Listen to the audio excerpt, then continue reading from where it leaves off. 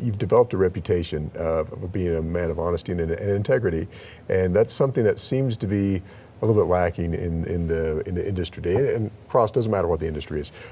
Why do you think that is, and why do you think that often people say you really can't be successful in business if you're honest and have a good integrity? Well, you're very kind to say that, Brian. It's hard for us to judge ourselves.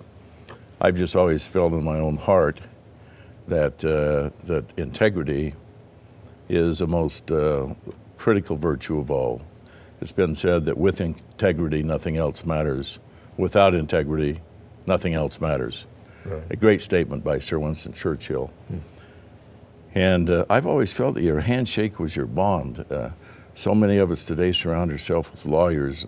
So it's a wonderful profession, the legal profession. But today we let some of them make decisions. They're not business people. They're not trained to be business people. They should not be making business decisions. They should be advising us, number one, and number two, on legal matters. And sometimes we get everything confused, and we make these massive mistakes because of it.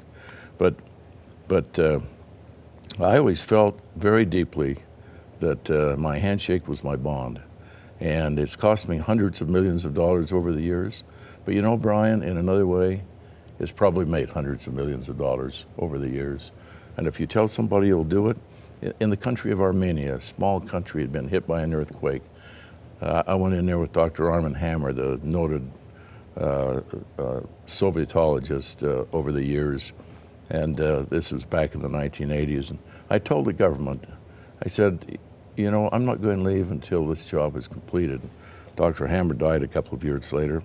But here it is 23 years ago, 22 years ago, and we're still there providing homes and hospitals and apartments and schools.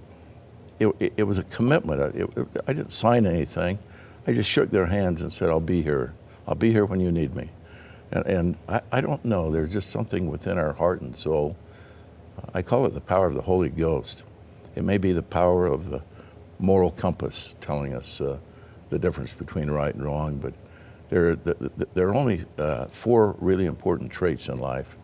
One's loyalty, number two is loyalty, number three is loyalty, and number four is, I guess, your qualifications for the job.